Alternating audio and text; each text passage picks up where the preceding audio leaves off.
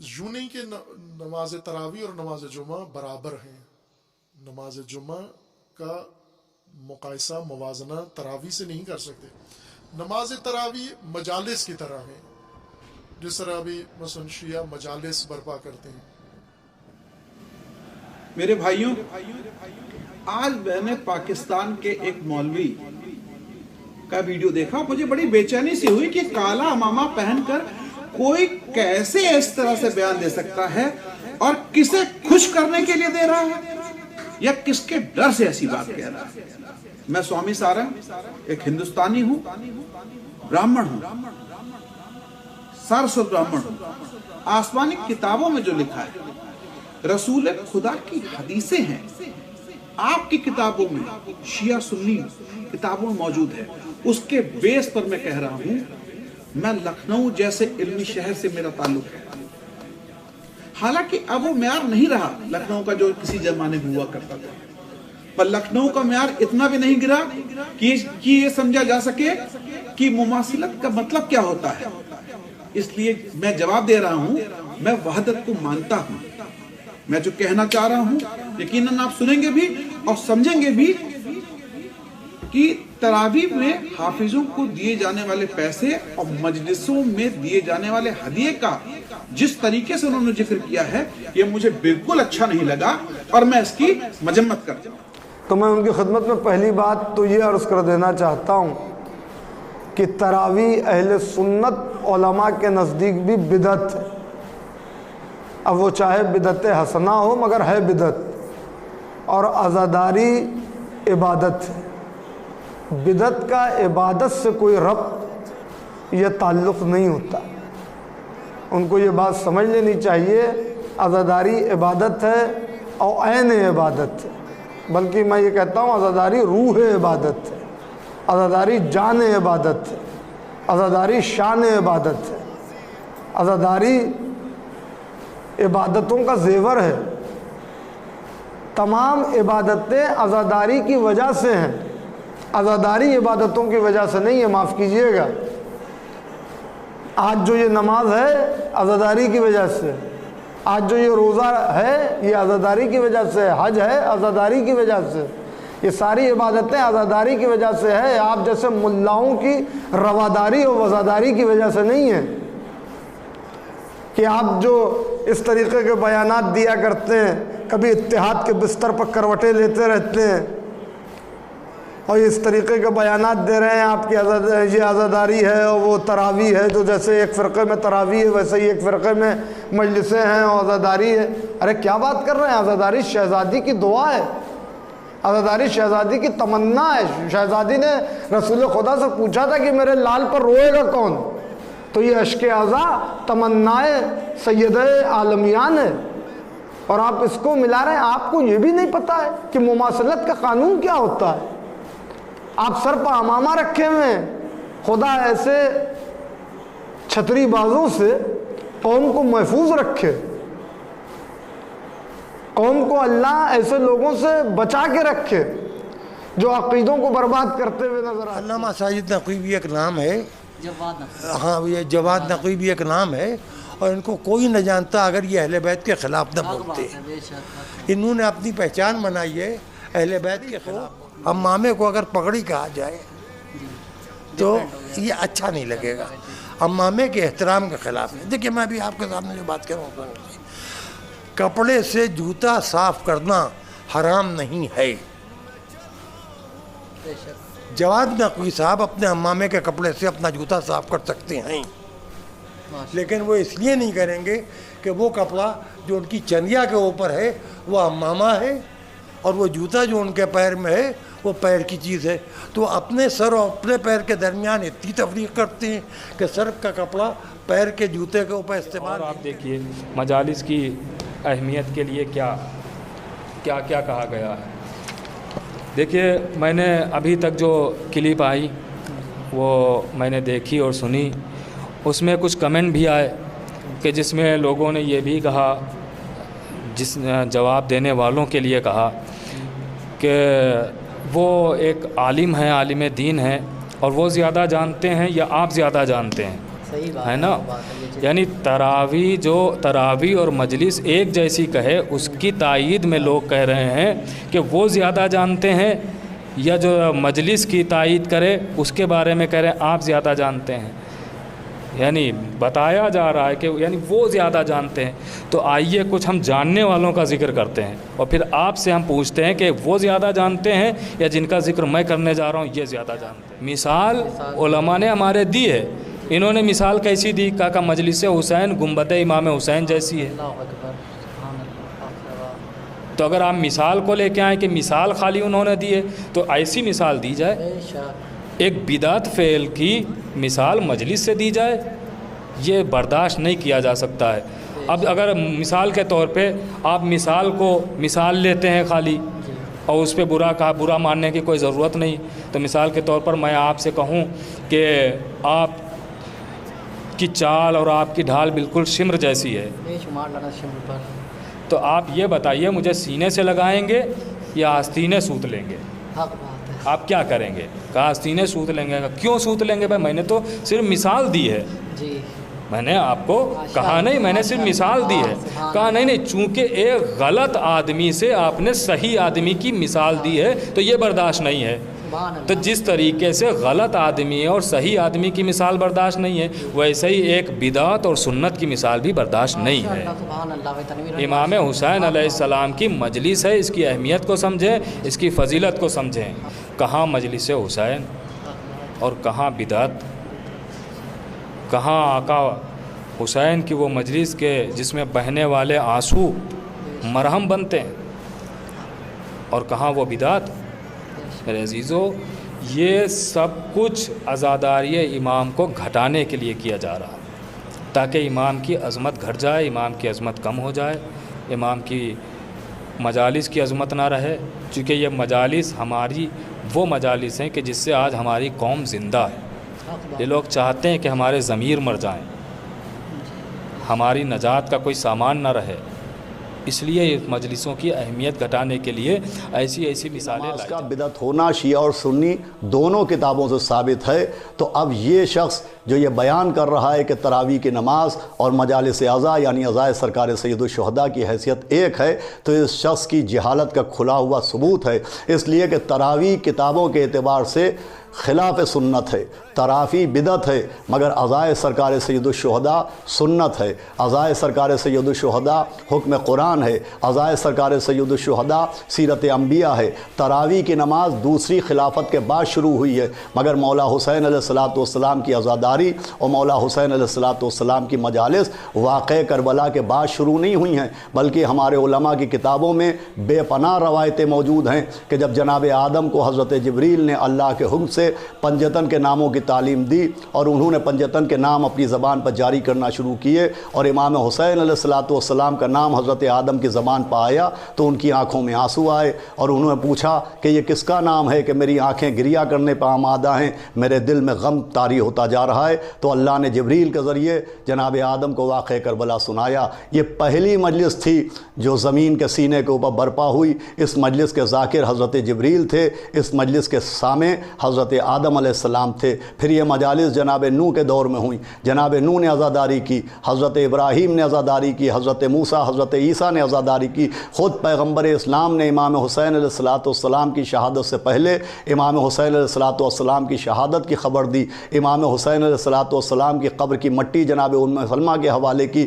جناب ابن عباس نے امام حسین علیہ السلام کی شہادت کو سن کے گریہ فرمایا. خود مولائے کائنات جب جنگ صفین سے گزر رہے تھے تو میدان کربلا میں آپ نے امام حسین السلام پر گریہ فرمایا، امام حسین علیہ السلام کے مصائب بیان کیے. ان تمام باتوں سے ایک بات بالکل واضح ثابت ہو رہی ہے کہ تراویح بدعت ہے، عزائے امام حسین انبیاء کی سنت ہے. تراویح خود ساختہ ہے، عزاداری امام حسین السلام خدا ساختہ ہے. تراویح خلاف قرآن ہے، عزاداری مطابق قرآن ہے. لہٰذا عزاداری کا تراویح سے موازنہ کرنے والے کی جہالت کی دلیل بھی ہے اور خلاف عزائے سرکار سید الشہداء ہونے کی دلیل بھی ہے. بس انہی الفاظ کے ساتھ میں اپنی گفتگو کو تمام کرتا ہوں اور تمام عزاداران سرکار سید الشہداء اور مومنین کی خدمت میں گزارش کرتا ہوں کہ امام حسین علیہ السلام کی عزاداری کو اپنے سینے میں محفوظ کو یہ بھی نہیں پتا کہ مماثلت کا قانون کیا ہوتا ہے. آپ سے زیادہ تو محمد ابن بخاری جس نے صحیح بخاری لکھی تھی اس کو پتا تھا کہ مماثلت کرتے ہیں تو کیسے کرتے ہیں. اس نے بھی بی بی مریم کا تقابل شہزادی معصومہ عالمیان سے نہیں کیا صحیح بخاری میں، بلکہ ایک الگ باب شہزادی کے لیے قائم کیا جسے باب فضائل زہرا کہتے ہیں. اور آپ کو یہ بھی قانون نہیں پتا. آپ کے اس بیان نے یہ بات واضح کر دی کہ نہ آپ کو منطق معلوم ہے، نہ آپ کو فلسفہ معلوم ہے، نہ آپ کو احکام کا علم ہے، نہ آپ کو فرائض معلوم ہے، نہ آپ کو اصول معلوم ہے، اور نہ آپ کا عقیدہ صحیح ہے. میری تو مخلصانہ رائے ہے ان لوگوں سے جو آپ کے مدرسے میں پڑھ رہے ہیں، ان کا فیوچر مجھے بڑا ڈارک نظر آ رہا ہے، ان کا مستقبل مجھے بڑا سیاہ نظر آ رہا ہے. جا کر کے کہیں اور پڑھیں. اور خالی ہم ہی نہیں بول رہے ہیں آپ کے خلاف کہ آپ یہ کہتے ہیں کہ ذاکرین صرف آپ کے خلاف بول رہے ہیں. نہیں، ہم ہی نہیں بول رہے ہیں، آپ کے ڈپارٹمنٹ کے لوگ آپ کے خلاف بول رہے ہیں. کتنے لوگوں نے آپ کے خلاف آواز اٹھائی جن کے سر پر عمامہ ہے. لباس اہل بیت کو زیب تن کر لینے سے کوئی عالم نہیں ہو جاتا ہے. آپ کی منافقت ظاہر ہو گئی، آپ کی منافقت ظاہر ہو گئی. تراویح کیا ہے؟ تراویح کی حقیقت کیا ہے؟ میں نے کبھی اپنے استاد سے سنا تھا مولانا ابراہیم صاحب سے کہ فقہ کی زبان میں ایک لفظ ہے تروح. تروح کے معنی ہے اطمینان کے. اسی تروح سے تراویح بنا ہے.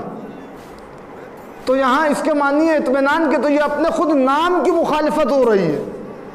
جو تراویح نام ہے اسی کی مخالفت ہو رہی ہے. یہاں تو کہیں اطمینان نظر نہیں آتا. 20 رکعت نماز پڑھی جا رہی ہے، رکوع ہو رہا، سجدہ ہو رہا، کھڑے ہو رہے ہیں. اور قرآن کی مخالفت، قرآن مجید میں کہیں ذکر ہے تراویح کا؟ عزاداری کا تو ذکر ہے قرآن میں. حضرت آدم روئے، حضرت نوح روئے، روایتیں بھری پڑی ہیں. قرآن مجید میں لکھا ہوا ہے کہ وَإِذَا سَمِعُوا مَا أُنزِلَ إِلَى الرَّسُولِ تَرَىٰ أَعْيُنَهُمْ تَفِيضُ مِنَ الدَّمْعِ مِمَّا عَرَفُوا مِنَ الْحَقِّ، کہ جب ان کے سامنے رحمان کی آیتوں کی تلاوت ہوتی ہے تو یہ اسے حق کو پہچان پہچان کے رونے لگتے ہیں. کہیں پر کہا جا رہا ہے وَخَرُّوا لَهُ سُجَّدًا وَبُكِيًّا، کہ یہ روتے روتے سجدے میں گر پڑتے ہیں. کہیں پر حضرت یعقوب حضرت یوسف کے فراق میں رو رہے ہیں تو اللہ تعریف کر رہا ہے. اللہ کو وہاں روکنا چاہیے تھا، معاذ اللہ کو وہاں پر روکنا چاہیے تھا، ٹوکنا چاہیے تھا کہ کیا بدعت کر رہے ہو، یعقوب کیوں رو رہے ہو، یوسف زندہ ہے. مگر نہیں، جانتے ہیں یعقوب کی یوسف زندہ، مگر پھر بھی فراق یوسف میں رو رہے ہیں. اور قرآن تعریف کر رہا ہے سورہ یوسف میں وَابْيَضَّتْ عَيْنَاهُ مِنَ الْحُزْنِ فَهُوَ كَظِيمٌ، کہ روتے روتے ان کی آنکھوں کی پتلیاں سفید ہو گئی. فَهُوَ كَظِيمٌ، اور وہ ضبط کرنے والے تھے، وہ صبر کرنے والے تھے. حسین اس کی سیرت ہے جو سید الساجدین ہے، جو زین العابدین ہے، جس سے بڑا نہ عبادت گزار کائنات نے دیکھا، نہ جس سے بڑا سجدہ کرنے والا کسی نے دیکھا. ہاں، اس خاندان میں سجدہ کرنے والے یہ 14 سید الساجدین ہیں، 14 زین العابدین ہیں. لیکن چلتے ہوئے خیموں کی راکھ پر سجدے کرنے والا، ہتھکڑیوں میں عبادتیں کرنے والا، بیڑیوں میں عبادتیں کرنے والا ہمارا چوتھا امام ہے، جس کی وراثت عزاداری ہے. عزاداری کی مثال تراویح سے دینا شیعہ فرقے کو گالی دینے کے برابر. علی قدر آغائے وحید خراسانی وہ فرماتے ہیں افسوس ہے ان پر جو عزاداری کے بارے میں اشکال کرتے ہیں.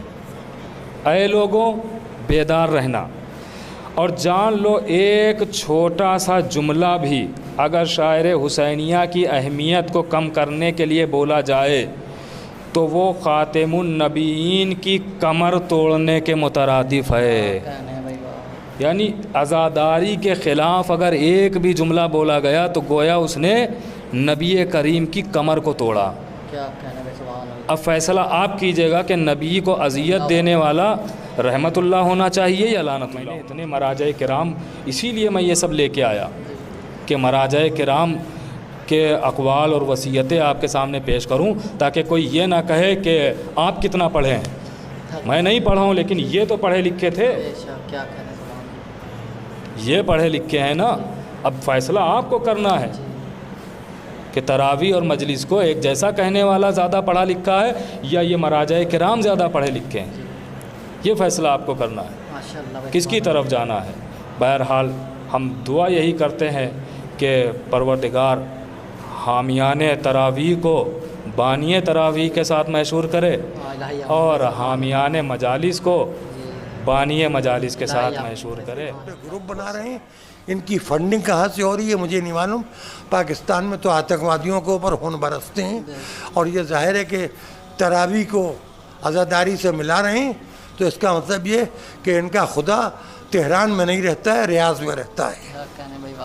और इनका इमाम रसूल के दायरे बाएँ कहीं पड़ा हुआ है, मशहद मुक़द्दस में या कुम में नहीं है या नजफ़ अशरफ में नहीं है। खुदा लानत करे उस पर जो तरावी को अज़ाए हुसैन के बराबर करार दे या उसके मुमासिल करार दे। ये है कि 2-3 दिन से एक शख्स जिसकी असलियत सामने आ गई है, अहले बैत की दुश्मनी के लिए जो बड़े ही तरीके के साथ यानी काम कर रहा था, उलमा के लिबास में और शीयत का लिबादा ओढ़े हुए, शीयत का खुद को बड़ा ठेकेदार बना के खुद को पेश कर रहा था और इनकलाब ईरान का बहुत हिमायती खुद को ज़ाहिर कर रहा था और तरह तरह के उसके बयानात आए।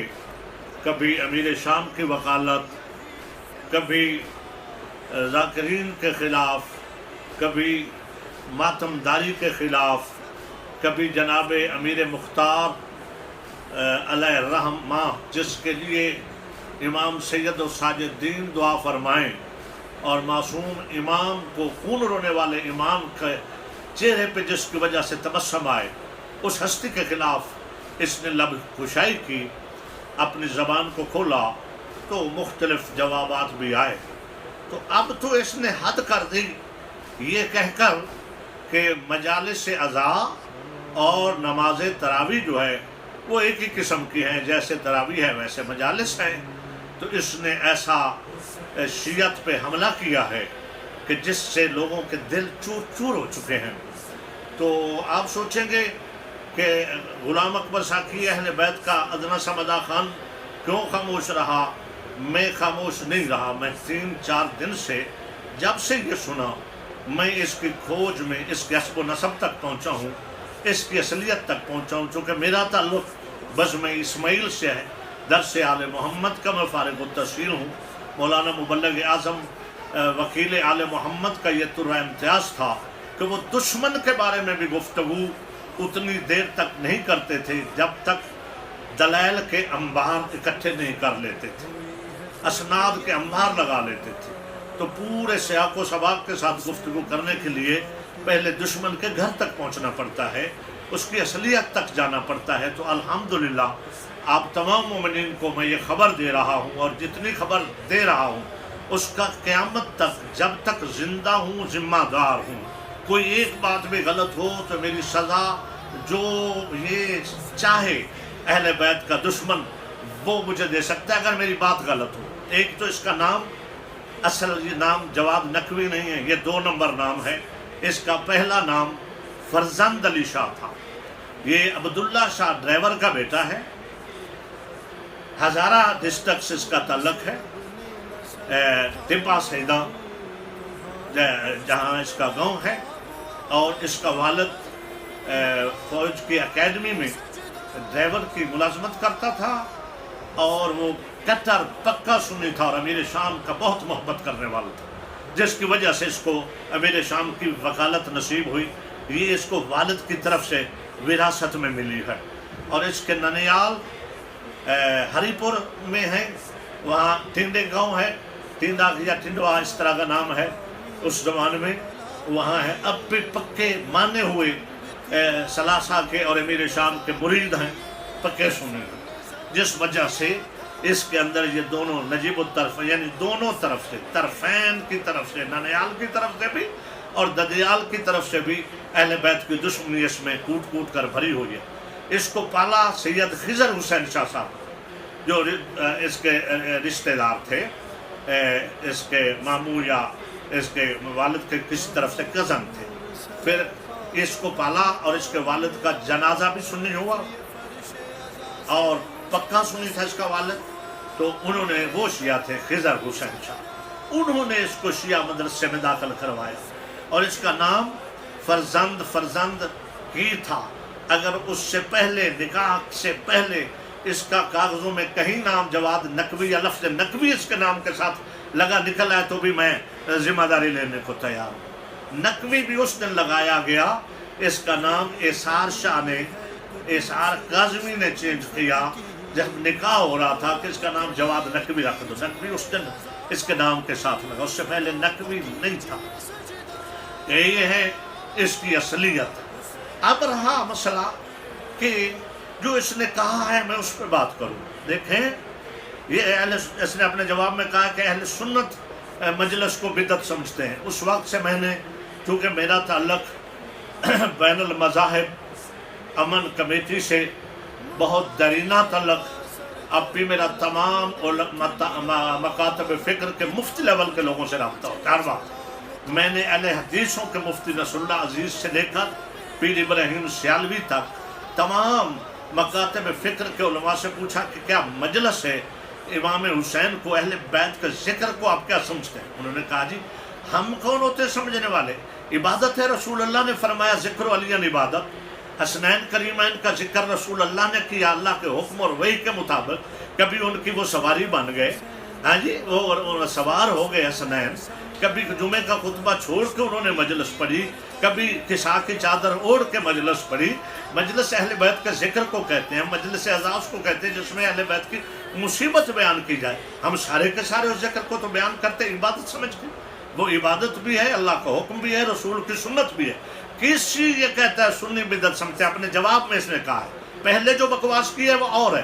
اب کہا جی میں نے کہا سنی یہ سمجھتے ہیں، کوئی سنی، کوئی اہل حدیث، کوئی دیوبندی ذکر اہل بیت کو بدعت نہیں سمجھتا، مجلس سے حسین کو بدعت اور غلط نہیں۔ کی اس طرح تعریف ہو رہی ہے کہ جب فراق یوسف میں یعقوب روتے ہیں تو اللہ اتنی تعریف کر رہا ہے، تو کوئی اگر آقا حسین کے غم میں رو رہا ہوگا تو اللہ کی نظر میں وہ کتنا عظیم ہوگا، کتنا محترم ہوگا۔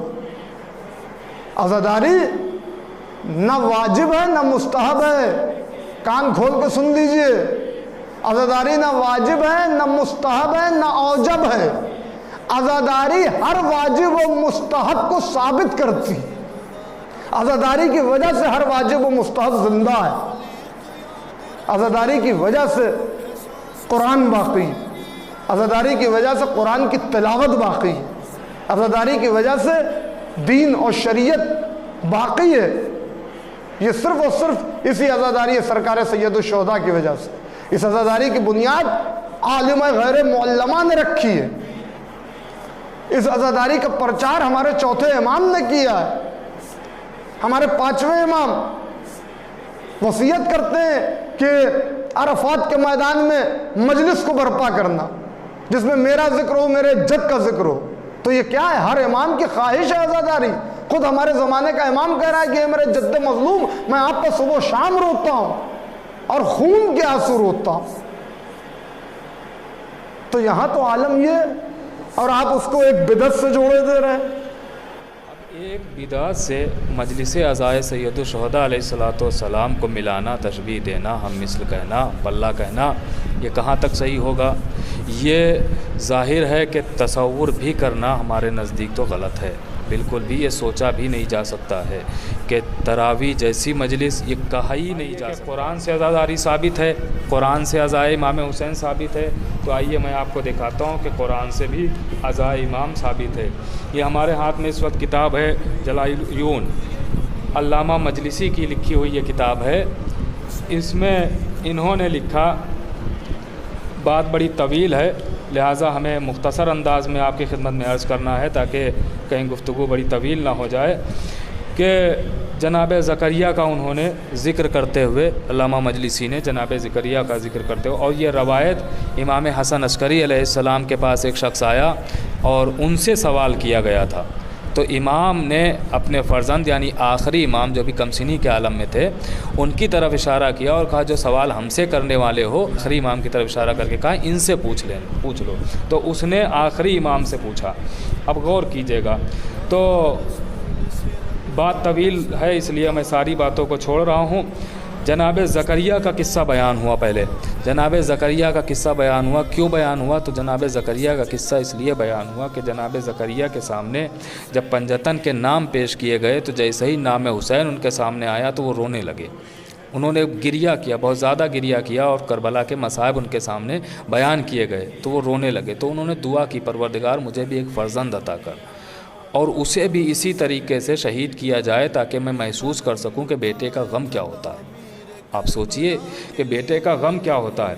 उसी के ज़ैल में अब ये तफसीर इसकी बयान की गई है। मैंने अर्ज़ किया ना कि कुरान भी आज़ादारी की तायद करती, तो उसकी तफसीर इसी के ज़ैल में बयान की गई है कि काफ हा या आइन साद, इसका मतलब क्या है। पूछने वाले ने इमाम से साथ में ये भी पूछा कि इसका मतलब क्या है। अब चूँकि मैं छोड़ के आपकी खिदमत में अर्ज़ कर रहा हूँ तो शायद कि रब्त ना रहे, लेकिन मैं अपने मकसद में इंशाअल्लाह ज़रूर कामयाब हो जाऊँगा। तो उसने पूछा कि काफ हा या ऐन स्वाद का मतलब क्या है मौला। तो इमाम ने फरमाया, गौर कीजिएगा, इमाम ने फरमाया कि इससे मुराद, काफ से मुराद करबला है।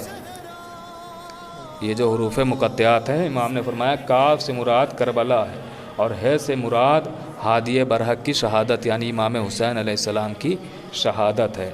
या से मुराद यजीद यानी कत्ल करने वाला यजीद है। ऐन से मुराद अतश यानी प्यास, यानी प्यासे मारे जाएंगे। स्वाद से मुराद सब्र यानी इमाम सब्र करेंगे। इसका मतलब ये है कि कुरान में पूरी करबला बयान कर दी गई है, यानी आज़ादारी की तायद कुरान भी कर रहा है। कुरान साफ साफ कह रहा है कि वला तलबिसुल हक़्क़ बिल बातिल।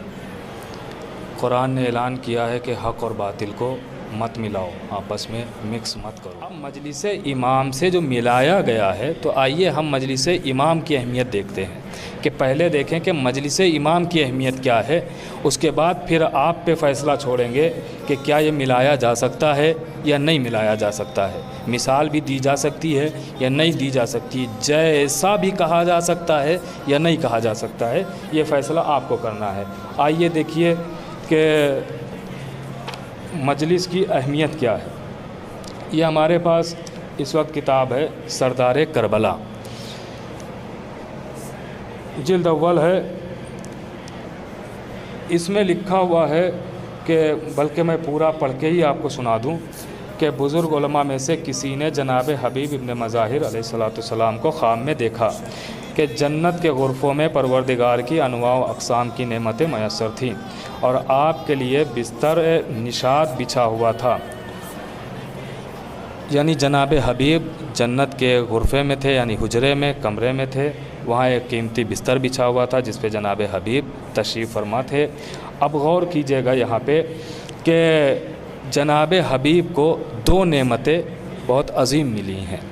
अब इस ख़्वाब में ये बातें हो रही हैं और इसमें ये लिखा हुआ है, चूँकि बात बड़ी तवील है, अगर पूरी बात पढ़ के सुनाऊँगा तो गुफ्तगू बड़ी तवील हो जाएगी, लिहाजा मैं इसको मुख्तसर करके आपकी खिदमत में अर्ज़ करूँ कि उसने ख्वाब ही में जनाब हबीब को जब देखा तो उस आलिम दीन ने पूछा, उन आलिम दीन ने जनाब हबीब से पूछा कि आका जनाब हबीब ये बताइए कि आपको एक नेमत मिली जनाब रसूल खुदा सल्लल्लाहु अलैहि वसल्लम की ज़ियारत, यानी जनाब रसूल खुदा को आपने देखा, उनकी ज़ियारत और सहाबियत का शरफ़ हासिल हुआ, और एक नेमत नुसरत इमाम हुसैन अलैहिस्सलाम मिली। इमाम हुसैन अलैहिस्सलाम की आपने नुसरत की, यानी जवानी में आपने ज़ियारत रसूल की और बुढ़ापे में नुसरत हुसैन की।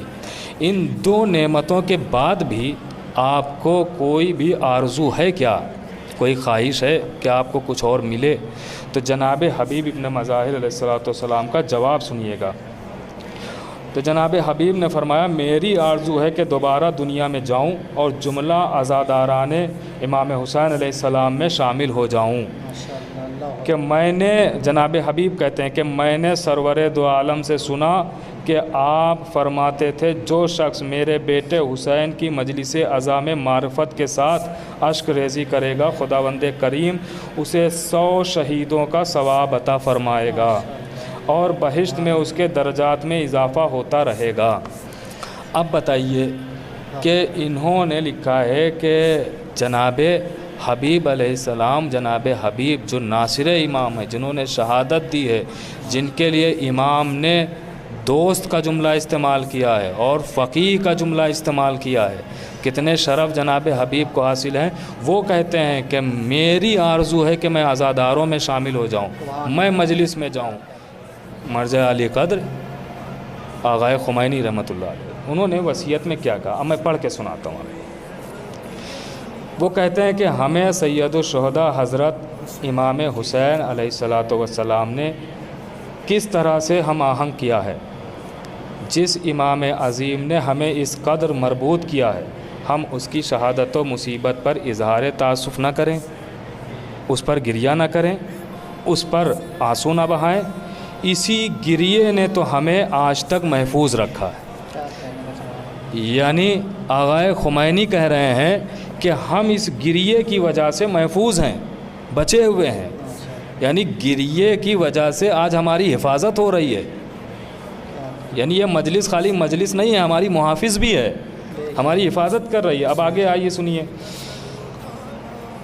وہ کہتے ہیں کہ اسی گریے نے ہمیں محفوظ رکھا ہے. وہ کہتے ہیں کہ بیدار رہو, یہ شیطان ہم سے کیا چاہتے ہیں.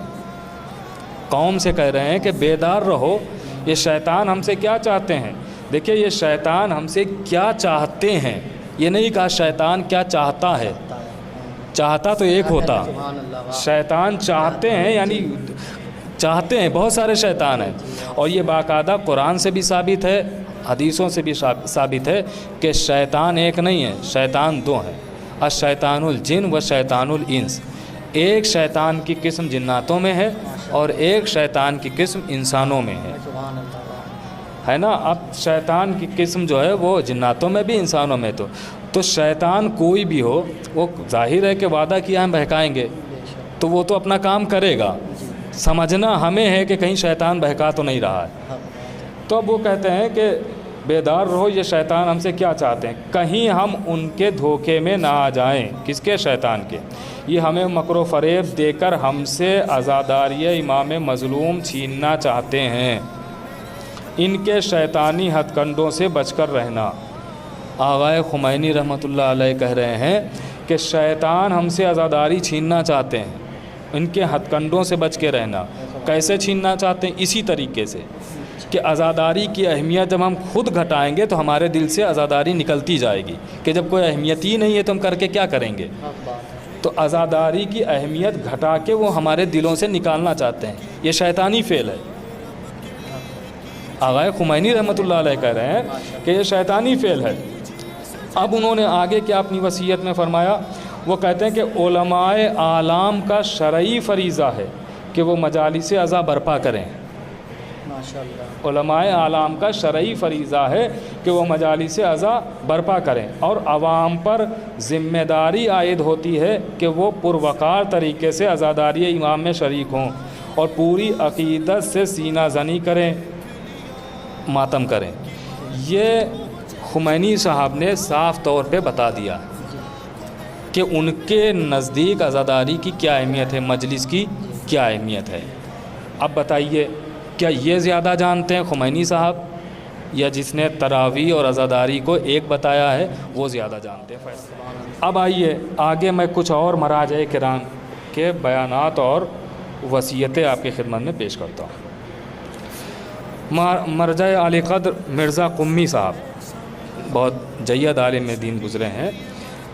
وہ یہ بہت بڑے عالم دین, علم اصول کے ستون کہے جاتے تھے, مرجع کبیر. ان کا دستور یہ تھا کہ پورا سال جب بھی کوئی غم کی تاریخ آتی تھی تو اپنے گھر میں مجلس برپا کرتے تھے, اپنے گھر میں مجلس برپا کرتے تھے. اور عاشور کے دن مجلس کے بعد ننگے پیر سر پا مٹی ڈال کے بی بی معصومہ قم سلام اللہ علیہا کی بارگاہ میں حاضر ہوتے تھے. اب آپ سے سوال ہے, آپ زیادہ جانتے ہیں یا یہ زیادہ جانتے ہیں؟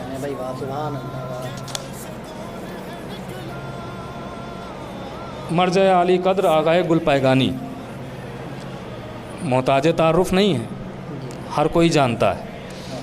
حجت الاسلام آغائے یسربی جو قم کے بہت بڑے خطیب مانے گئے ہیں, وہ کہتے ہیں کہ جب آغائے گل پیگانی اسپتال میں ایڈمٹ تھے تو مجھے حکم دیا گیا کہ میں ان کے کمرے میں جا کر مجلس پڑھوں. ذکر مصیبت کروں۔ جب میں کمرے میں آیا اور مجلس پڑھنے کا ارادہ کیا تو آغائے گل پیگانی نے کہا تھوڑا رکو میں بیٹھ جاؤں۔ وہ اٹھ کر بیٹھے اور کہا اب بسم اللہ، یہ امام حسین کی مجلس اور جلسوں جیسی نہیں ہے۔ اب جو لوگ میں نے کمنٹ میں دیکھا کہ لوگوں نے کہا کہ یہ تو صرف اگزامپل دیا گیا ہے، یہ تو صرف یہ کہا گیا کہ مجلس تراویح جیسی ہے، تو تراویح جیسی ہے، آغائے گل پیگانی کہہ رہے ہیں کہ جلسوں جیسی بھی نہیں ہے، جبکہ جلسوں کو بدعت نہیں کہا گیا، تراویح تو بدعت ہے، تو کہہ دیتے اور جلسوں جیسی ہے، لیکن آغائے گل پیگانی کہتے ہیں نہیں، یہ تراویح جو ہے وہ یہ مجلس امام حسین جلسوں جیسی بھی نہیں ہے، اس کا احترام کرنا ہر ایک پر لازم ہے۔ اب آپ بتائیے کہ جو تراویح اور مجلس کو ایک کہے وہ زیادہ پڑھا لکھا ہے یا آغائے گل پیگانی زیادہ پڑھے لکھے؟ فیصلہ آپ کیجیے گا۔ اور آئیے مرجع علی قدر محمد تقی بہجت صاحب کے نام سے کون نہیں واقف ہے؟ ان کو عارف بھی کہا گیا ہے۔ بہجت صاحب بہت عارف تھے، ان کو کون نہیں جانتا ہے؟ ان کے وہ کہتے ہیں کہ اہل بیت پر گریہ کرنا بالخصوص امام حسین علیہ السلام کے مصائب پر رونا شاید ایک ایسا مستحب ہے جس سے بالاتر کوئی مستحب نہیں ہے۔ اب آگے کا جملہ سنیے گا، وہ کہتے ہیں میرے خیال میں آغائے بہجت وہ کہتے ہیں میرے خیال میں امام حسین علیہ السلام پر رونا نماز شب سے بھی افضل ہے، کیونکہ نماز شب ایک قلبی عمل نہیں ہے، قلبی ہے، یعنی وہ دلی کوئی ضروری نہیں ہے کہ دل سے ہی پڑھ رہا ہو، وہ ایسا ہے کہ جیسے دل سے پڑھ رہا ہو، مثال دی گئی ہے کہ جیسے دل سے پڑھ رہا ہو ویسا عمل۔ لیکن امام حسین پر رونا قلبی عمل ہے، کیونکہ رونا اس وقت تک آ ہی نہیں سکتا ہے جب تک دل پر اثر نہ ہو، آنسو آ ہی نہیں سکتے ہیں جب تک دل پر اثر نہ ہو، تو یہ رونا دل کا عمل ہے۔ اب آغائے بہجت زیادہ جانتے ہیں یا تراویح اور مجلس کو ایک کہنے والا زیادہ جانتے ہیں؟ فیصلہ آپ کیجیے گا۔ مرحوم شیخ جعفر شوستری بہت بڑے عالم دین گزرے ہیں، یہ کہتے ہیں کہ امام حسین علیہ السلام کی مجالس امام حسین علیہ السلام کے روضہ مبارک کے گنبد کی طرح ہیں، سمجھے؟ روضہ مبارک کے گنبد کی طرح ہے کہ جس کے نیچے دعائیں مستجاب ہوتی ہیں۔ امام حسین علیہ السلام کی مجالس عزاداروں کے لیے مقام معراج ہے، مقام معراج ہے، کیونکہ ان مجالس پر خداوند متعال کی خاص رحمتیں اور برکتیں نازل ہوتی ہیں اور گناہ معاف ہوتے ہیں، درجات بلند ہوتے ہیں۔ آپ نے غور فرمایا؟ اب جو لوگ یہ کہہ رہے ہیں کمنٹ میں کہ انہوں نے تو صرف اگزامپل دیا، مثال دی ہے کہ تراویح جیسی مجلس ہے نا، تو مثال تو شیخ جعفر شوستری صاحب نے بھی دی ہے نا، انہوں نے بھی کہا امام حسین کی مجلس گنبد امام حسین جیسی ہے۔ تو اب یہ بتائیے یہ مثال ان کی صحیح مانی جائے کہ یہ تراویح والی مثال صحیح مانی جائے؟ یہ زیادہ پڑھا لکھے ہیں، یہ زیادہ جانتے ہیں یا یہ زیادہ جانتے ہیں؟ فیصلہ آپ کیجیے گا۔ مرجع علی قدر شیخ عبداللہ مامخانی اپنی اولاد کو وصیت میں فرماتے ہیں جب تک تم زندہ ہو اور خدا کا رزق کھا رہے ہو اس وقت تک گھر میں مجلس کرانا کبھی نہ چھوڑنا۔ انہوں نے یہ نہیں کہا اگر بھائی دونوں چیزیں ہم پلہ تھیں، برابر تھیں، تراویح جیسی ہی مجلس ہے تو کہنا چاہیے تھا ان کو، اپنے بیٹوں کو، کہ بیٹو میرے لاڈلو، میرے فرزندوں، ایسا کرو کہ جب محرم اور سفر آئے تو مجلس کرانا اور جب رمضان آئے تو تراویح کرانا، کہنا چاہیے تھا نا۔ جب دونوں برابر چیزیں تھیں تو یہ تو ناانصافی ہو گئی کہ ایک کی وصیت کی اور ایک کی وصیت نہیں کی۔ وہ کہہ رہے ہیں کہ جب تک زندہ رہو، رزق خدا کھاتے ہو، مجلس کرانا گھر میں، ہے نا۔ اب فیصلہ آپ کو کرنا ہے، یہ زیادہ پڑھے لکھے ہیں یا یہ؟ مرجع علی قدر مرزا جواد ملکی تبریزی ہر جمعرات کو اپنے گھر میں مجلس کراتے تھے، ان کو مشورہ دینا چاہیے تھا کہ ایک بار تراویح بھی کرا لیں، ہے نا۔ اگر ہم پلہ تھی تو ظاہر ہے کہ جتنا اس میں ثواب ہے پھر اتنا اس میں بھی ثواب ہوگا. اب فیصلہ آپ کو کرنا ہے. یہ پڑھے لکھے ہیں. علامہ امینی صاحب الغدیر، محتاج تعارف نہیں ہے. الغدیر جنہوں نے کتاب لکھی ہے محتاج تعارف نہیں. علامہ امینی کے بیٹے نے باپ کو خواب میں دیکھا تو سوال کیا، بابا آپ کا کون سا عمل سب سے زیادہ آپ کے کام آیا؟ آپ نے جو کتاب لکھی الغدیر وہ، یا جو دوسری کتابیں لکھی وہ، یا کوئی اور آپ کا عمل؟ تو انہوں نے کہا کہ سب سے زیادہ جو ہمارے کام آیا وہ زیارت امام حسین علیہ السلام. اب آگے سنیے گا. تو علامہ کے فرزند نے کہا، بابا میں ابھی تو زیارت کے لیے نہیں جا سکتا، حالات سازگار نہیں ہیں، میں ابھی زیارت کو نہیں جا سکتا، حالات بہت خراب ہیں.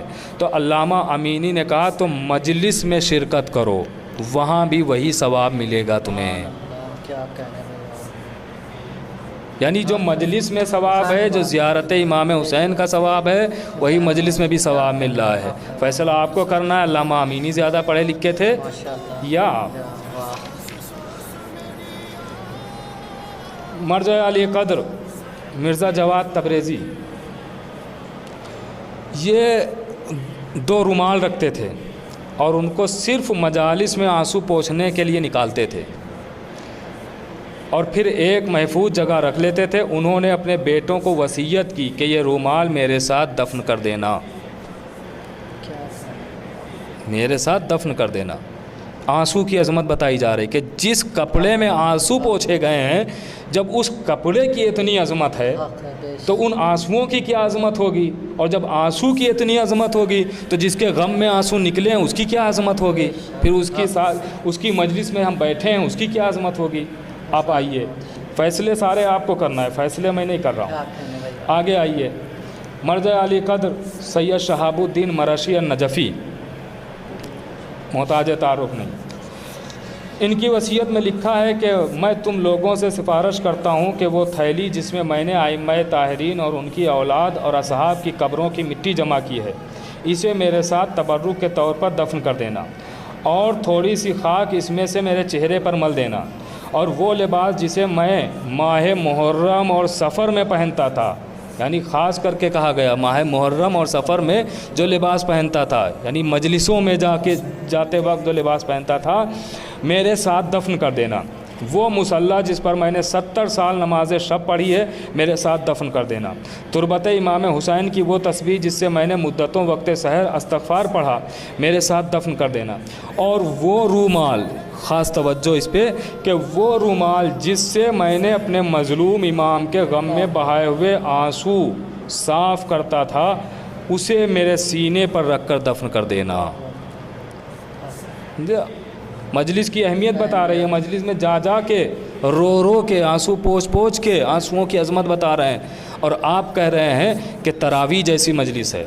اب بتائیے مرشی صاحب زیادہ پڑھے لکھے تھے یا آپ؟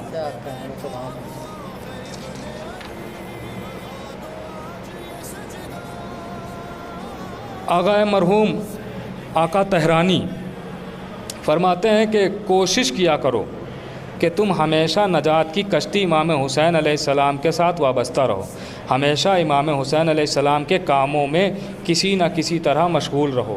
مثلا مجلس میں عزاداروں کی مدد کرنا، سینہ زنی کرنا، عزاداروں کی جوتیوں کو صحیح کرنا، تاکہ ان کاموں کے ذریعے سے امام حسین وہاں آپ کی مشکل آسان کریں، ورنہ وہاں حساب و کتاب بہت سخت ہے. یعنی یہ آقا تہرانی بتانا چاہ رہے ہیں کہ مجلس کے ذریعے ہی نجات مل سکتی ہے. اب ایک بدعت فعل ہے تراویح، اور ایک اتنا ایسا فعل ہے کہ میں کیا بولوں اب اس مسئلے پر. میں نے اتنے مراجع کرام کی وصیتیں اور اقوال سنا دیے ہیں کہ مجھے بولنے کی ضرورت نہیں ہے. اب جو لوگ یہ کہتے ہیں کہ انہوں نے مثال دی یا ان سے زیادہ پڑھے لکھے آپ ہیں، تو نہ کوئی پڑھا لکھا ہے اور نہ کوئی جو ہے زیادہ جاننے والا ہے. فیصلہ اب آپ کو کرنا ہے. یہ جو میں نے سنایا ہے تو یہ زیادہ پڑھے لکھے تھے، یہ جو میں نے ابھی نام لیے آغائے خمینی، آغائے بہجت اور آغائے گلپیگانی، یہ زیادہ پڑھے لکھے تھے یا یہ زیادہ پڑھے لکھے ہیں؟ فیصلہ آپ کو کرنا ہے کہ کس کی طرف جانا ہے. انہوں نے سب نے مجلس کی تائید کی، تو کیوں کی ہے؟ انہوں نے ایک بار نہیں کہا کہ تراویح جیسی مثال اپنی بیٹی سے گفتگو کر کے شہادت امام حسین کی خبر دی، اور آپ کی بیٹی نے فرمایا کہ بابا جب آپ موجود نہیں ہوں گے، میں موجود نہیں ہوں گی، علی موجود نہیں ہوں گے تو میرے بیٹے پر کون روئے گا؟ تب آپ نے کہا کہ خدا ایک قوم پیدا کرے گا۔ تو اب سمجھیے کہ مجلس کا وجود زمانے رسول خدا بھی موجود ہے اور زمانے علی علیہ السلام میں بھی۔ جب دونوں زمانوں میں امام حسین پر گرا حسین کا غم اور حسین کی محبت کا وجود ہے، تو کسی ایسے عمل کی مماثلت یعنی کہ مثال یہ کہیں کہ ایکویلنٹ دکھانا، یہ کیسے کیا جا سکتا ہے؟ کیسے کس طریقے سے یہ کیسے جائز ہے؟ سیدھی بات یہ ہے کہ زمانے رسول خدا میں تراویح نہیں تھا اور زمانے علی علیہ السلام میں تراویح نہیں تھا۔ نماز تراویح مجلس کی طرح نہیں ہے، مجلس اپنی جگہ ہے، نماز تراویح اپنی جگہ۔ تراویح و مجلس دونوں ہی تلاوت کلام الہی ہیں۔ تو میرے بات صرف اتنی سی ہے کہ مولانا صاحب کو حق کی بات کرنی چاہیے، پر تراویح پڑھی جائے اور مجلس پڑھی جائے اور دونوں کا وقت ایک ہو تو رسول خدا تراویح کو بند کرا دیں گے، حضرت امام علی تراویح کو بند کرا دیں گے اور دونوں مجلس میں شریک ہوں گے۔ اب آپ سمجھیں کہ تراویح اور مجلس میں نبی رسول حضرت محمد صاحب بھی مجلس کو زیادہ اہمیت دیتے ہیں، وہی حضرت امام علی کے لیے بھی مجلس کی اہمیت زیادہ ہے۔ پھر میں یہ کہوں گا کہ دونوں ہی تلاوت کلام الہی پر دونوں کی مثالیت نہیں کی جا سکتی۔ آگے میں یہ کہنا چاہتا ہوں کہ اگر اس روایت پر یقین ہے کہ جناب فاطمہ زہرا سلام اللہ علیہ دوران مجلس سے موجود رہتی ہیں، اب سمجھیے کہ جسے بھی اس روایت پر یقین ہے وہ خود سمجھ جائے گا کہ تراویح میں جناب زہرا کے آنے کی روایت کہیں نہیں ملتی۔ تو آپ سمجھیے کہ وجود، حقیقت اور عظمت، آپ سمجھنے کی بات ہے کہ حقیقت اور عظمت تینوں چیزیں الگ ہیں۔ وجود، حقیقت اور عظمت تینوں چیزیں الگ ہیں، اور جب چیزیں الگ ہوں تو مماثلت نہیں دی جا سکتی، مماثلت نہیں دی جا سکتی۔ معذرت چاہوں گا، اردو میری زبان نہیں ہے، تو وہ نہیں دی جا سکتی۔ تو جو بھی وہ شخص کالا امامہ پہن کر خود کو اولاد رسول دکھا رہا ہے، وہ یہ کیسے بول سکتا ہے؟ رہا ہدیے کا سوال، تو جہاں تک مجھے معلوم ہے کہ ہندوستان میں 8 کروڑ شیعہ مسلمان ہیں، اور زیادہ تر جو بڑے پروگرام ہوتے ہیں اس میں مولا کے کرم سے مجھے بلایا جاتا ہے۔ امام حسین کی رحمت ہے کہ مجھے عاشورے کے روز ماتم میں پوری شدت سے شامل رہتا ہوں، اور شاہ ولا میرے خون کا قرصہ قبول کرتے ہیں۔ اور ہدیے کے بارے میں مجھے جو معلوم ہے کہ شاید ہی کوئی طے کر کے جاتا ہے۔ جتنے بھی بڑے علماء کو میں جانتا ہوں، جتنے بھی بڑے علماء ہندوستان کے ہیں جن کو میں جانتا ہوں، جن سے میرے تعلقات ہیں، جن سے میرے سمبند ہیں، میں بڑی ذمہ داری سے اس بات کو کہہ سکتا ہوں کہ ان میں سے کوئی بھی ہدیہ طے نہیں کرتا، نہ ہی ڈیمانڈ کرتا ہے۔ انہیں جو ملتا ہے یہ بات دیگر ہے کہ کون کیا لیتا ہے۔ اور جہاں تک میرا اپنا معاملہ ہے، میں پرنام کر کے چلا آتا ہوں، کچھ نہیں لیتا، اور جتنا بن پڑتا ہے مولا حسین کی راہ میں ان کی خدمت کے لیے اپنا تن من دھن لے کے حاضر رہتا ہوں۔ بہت بہت شکریہ۔